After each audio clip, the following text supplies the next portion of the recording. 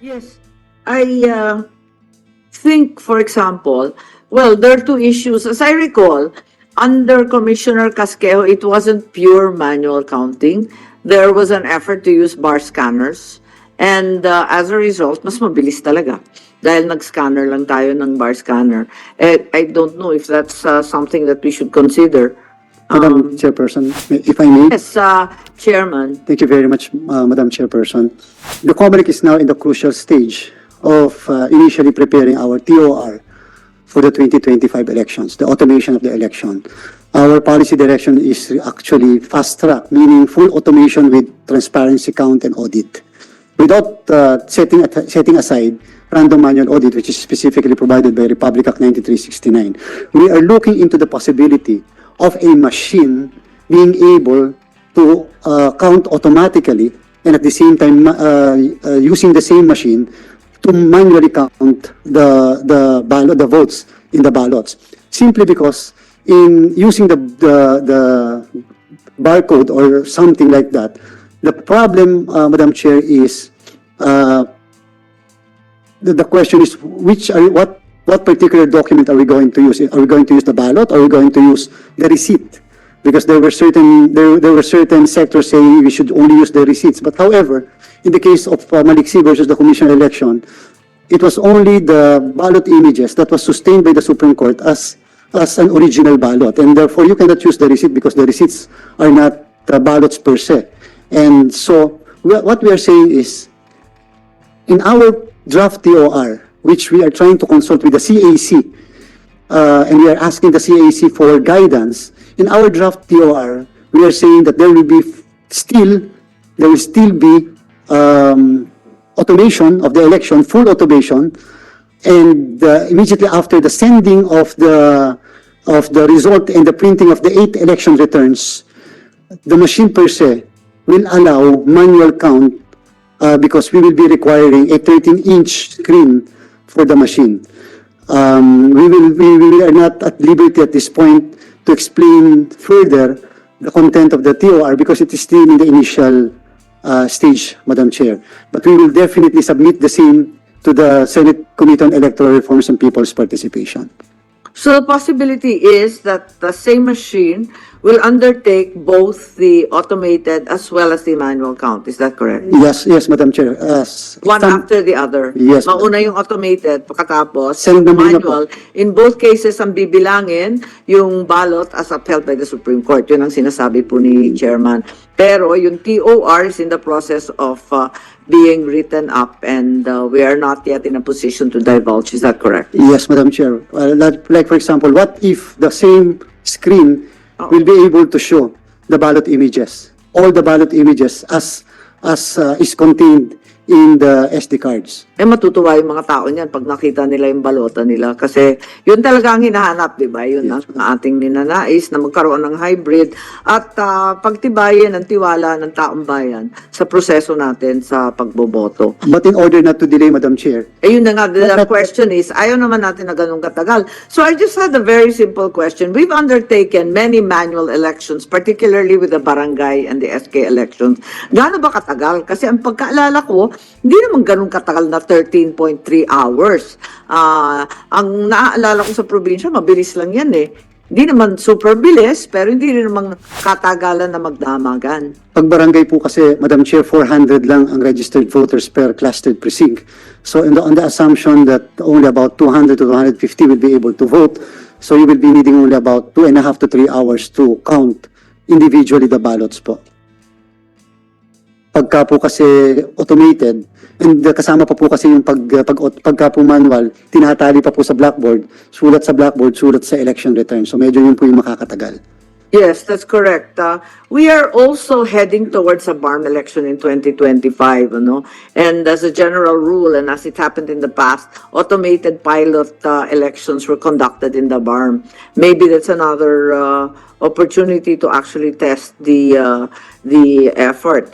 Kaya lang, the other question is, maybe we can, with Director Sino Cruz and the rest who are here who tried in the past to do so, maybe we can conduct another pilot test in a few identified barangays, Ulitin natin, kasi parang dati kasi may bar scanning eh.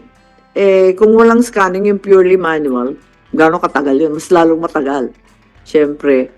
Madam Chair, with your kind indulgence, Or antayin na natin yung TOR and yung machine that will have capability to do both.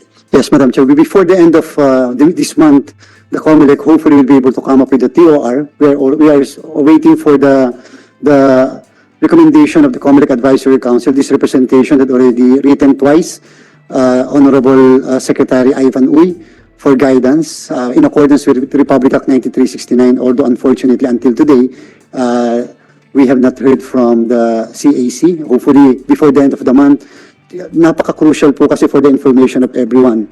Because the COMELEC should be able to proceed with the procurement short of award by July of this year. Any day short, malilate na po ang COMELEC because magkakaroon pa tayo ng end-to-end testing and at the same time mga international certifications and such other requirements na required po prior to the election of 2025. So crucial po na makapag-come up kami ng TOR before the end of April and July, dapat po may procurement na po kami. Okay, that's right. Time's getting really tight here, but let's give them a little time given that the holidays have just ended and perhaps it's just a question of time, no? There have been suggestions that the hybrid election system will require only manual counting as opposed to manual plus automated, and that the automated portion is only for transmission. This will certainly save us billions, but once again, there will be the usual problems of Dagdag Bawas, human error, and such other problems that have arisen in many petitions that have been filed with the COMELEC in the past. Commissioner Bulay, please. Thank you, Madam Chair. In which instance, we would like to state that hybrid now, the definition of hybrid election should not only pertain to automated and manual. Hybrid can also pertain to automated with transparency, which is also automated. So people can see the actual ballots, which is equivalent to manual audit as well. So basically, kung ganun po ma'am, it will facilitate all and trust issues will be solved. Commissioner Celis is aware that during the 18th Congress, we had this discussion. At ang problema, imbes na nakabawas ng gastos, dumami yung gastos pagkat dinagdagan ng mga makinarya. Laptop, projection, screens, ang katutak na, di ba?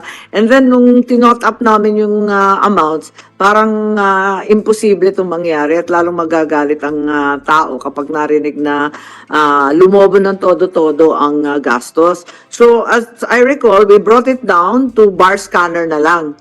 Yun na lang yung pinaka-base technology na gagamitin sa pagbilang in addition to the regular automated DCMs. So, I understand what you're saying, Commissioner Bulay, na we have another automated system, not necessarily manual system. Kaya lang, this will not respond to the intent of saving some money for the government as well as the voting public. Yes, Commissioner Celis. Thank you very much, Madam Chair. In our recent National Election Summit, that's March 8 to 10 sa Sofitel, there were a lot of technologies that were already demonstrated in public. So that's for 3 days. So when it comes to cost consideration, there are several alternatives in making sure that we're using a cost-effective system. Meron mga systems that uses touchscreen, DRE. Some are using cell phones, tablets. But this can be I mean, considered. there are many cheaper methods, but we're always questioning their safety, no? And the Yeah. provision of adequate safeguards Correct. kapag internet, kapag cellphone, kasi napakadaling i-hack ng mga ito. Of course, in our plan for the national and local elections, our vision is to make sure that we don't make use of internet voting for the national and local elections through the use of the internet. So, what we're going to do is really to make sure yung transmission will be secure, not really making use of the internet. That's right. Another costly offshoot of these changes, hopefully, Commissioner Celis, we are in fact able to find affordable systems that will adequately address the problems of Dagdag Bawas, human error, and the rest. The offshoot always is that there are so many petitions that the COMELEC is tasked to resolve. And these are with regard to manifest errors following manual counts. So hopefully, the hybrid system will also decrease the number of these very obvious patent errors. Ano? Kaya hindi rin pwedeng purely manual. And perhaps the use of technology would answer to that. I think that's what we seek also, no? So how do we minimize human errors in the counting and tabulation of votes? Parati yan ang tinatanong di ba? Kapag manual, you're prone na naman to fatigue, exhaustion, and confusion, etc. So I think that's the argument against a manual setup, even at the precinct level. So those are the concerns.